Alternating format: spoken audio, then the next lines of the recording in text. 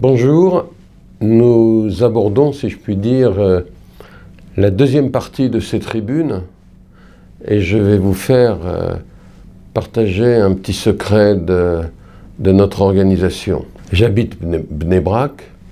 Comme vous le savez sans doute, les bureaux de Torah Box sont à Jérusalem et donc je viens une fois par mois pour enregistrer d'un coup les 4 ou 5 semaines qui suivent. Ça a bien entendu des avantages, ça a aussi quelques inconvénients, c'est que ça rompt l'originalité et d'une certaine manière la réactivité possible dont je pourrais bénéficier à la suite de chacune des tribunes. Et donc j'ai lu, bien entendu, j'ai toujours lu avec plaisir les commentaires des habitués de Torah Box. Certains sont très élogieux, ce qui n'est pas bon pour ma modestie bien connue. Et d'autres sont, sinon critiques, du moins visent à me dire que les affirmations que j'assène devant vous sont parfois un peu audacieuses. Vous pensez bien que le carbone 14 a été à l'origine de commentaires, mais d'autres aussi. Alors j'aimerais bien prendre avec vous un risque, mais que nous le prenions ensemble. Je vais vous dévoiler maintenant les 4 sujets que je vais traiter pendant le mois qui vient et vous expliquer la logique de mes choix. D'abord, les titres de ces 4 sujets, eh bien, je vais vous parler, figurez-vous, du corps humain.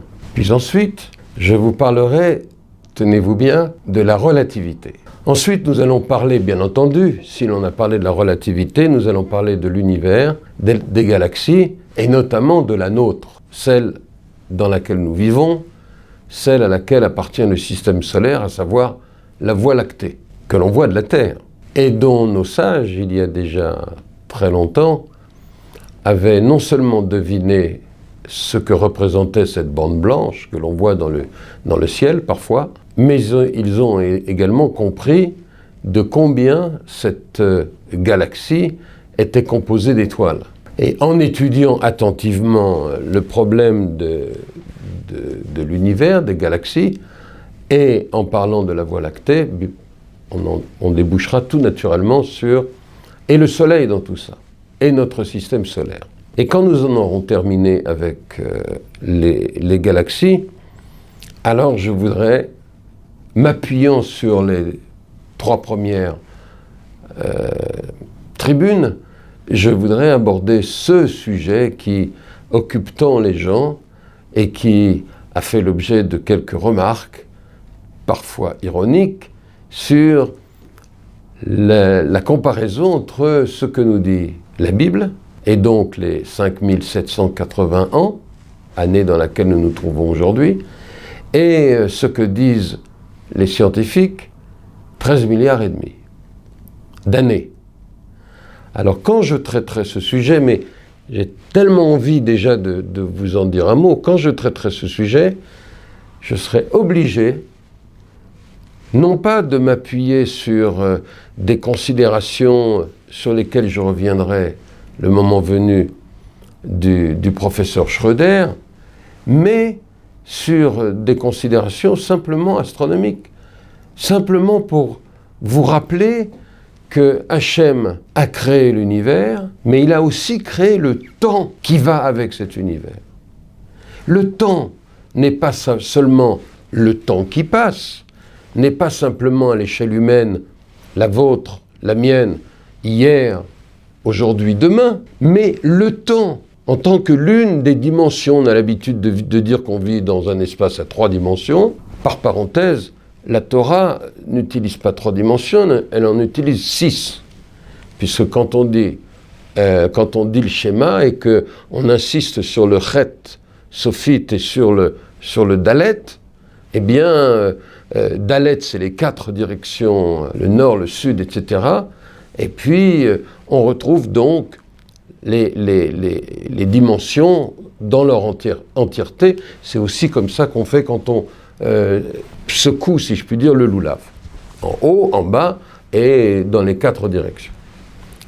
Maintenant, si le temps est une création, et si c'est une dimension, si je puis dire comme les autres, alors on verra bien que le débat entre ce que dit l'absolu, la Torah, et ce que dit le relatif, 13,5 milliards d'années, est un faux débat. En d'autres termes, je peux entendre quelqu'un m'expliquer que la Terre existe depuis 13,5 milliards d'années, que les galaxies les plus anciennes existent depuis 13,5 milliards d'années, je peux l'entendre. Bien entendu, moi je tiens pour absolu ce que je lis dans notre Torah, et qu'on me dise, et je m'arrêterai là sur ce sujet, qu'on me dise que les 5781 sont comptés à partir de Rosh Hashanah et à partir de Adam Arishon, et que les 6 jours précédents, c'était 6 autres jours, eh bien je vais vous dire, si on raisonne en termes de temps créé, on va s'apercevoir que ça ne veut rien dire. Donc, c'est peut-être vrai qu'il y ait des scientifiques qui disent que la Terre existe depuis 13,5, l'univers, existe depuis 13,5 milliards d'années. Ils ont fait un calcul que je vais essayer, quand on abordera les thèmes de relativité, que je vais essayer d'expliquer. Je vais, figurez-vous, expliquer comment les scientifiques en arrivent à 13,5 milliards d'années. Je pense qu'il n'y a pas de comparaison possible entre 13,5 milliards d'années et 5780. On ne parle pas des mêmes choses. La Torah nous parle de 5780 ans, et elle nous donne les âges d'Adam Arishon et de Noach, et elle nous parle du déluge en 1560, à vérifier si je ne m'abuse, lequel déluge a eu des conséquences que l'on sait, nous en avons parlé la dernière fois. Juste avant de terminer, je voudrais dire à quel point notre langage nous induit en erreur. À l'école, on nous a enseigné que l'ensemble des nombres entiers est un ensemble infini. On emploie le mot infini. Et il y a un joli théorème, amusant comme tout, qui dit « Je vous démontre que l'ensemble des entiers est un ensemble infini, puisque quel que soit le nombre entier, aussi grand soit-il, si j'ajoute 1, j'ai encore un nombre entier. » Donc voilà, vous voyez bien, c'est infini. Ça n'a pas de finitude. C'est bien ça, infini. Mais quand vous voulez bien penser qu'il y a 100 000 milliards de galaxies dans le monde, quand vous voulez bien penser que la Terre, que le Soleil se trouve à 30 milliards d'années du centre de la galaxie, que le Soleil tourne sur lui-même et que la galaxie elle-même se déplace à 600 km/s, vous comprendrez bien que la notion d'infini nous dépasse, mais de combien? Et puis, si je n'ai pas réussi à vous convaincre avec ce que certains appellent l'infiniment grand, laissez-moi vous dire un mot sur l'infiniment petit. Aujourd'hui, c'est courant. Tout le monde a entendu parler des nanoparticules. Ces fameuses nanoparticules qui sont mauvaises pour notre santé, puisque quand le pot d'échappement d'une voiture émet les gaz toxiques, il est dedans des particules qui sont petites, de 20 nanoparticules à 1 micron. 1 micron, c'est 1 millième de millimètre.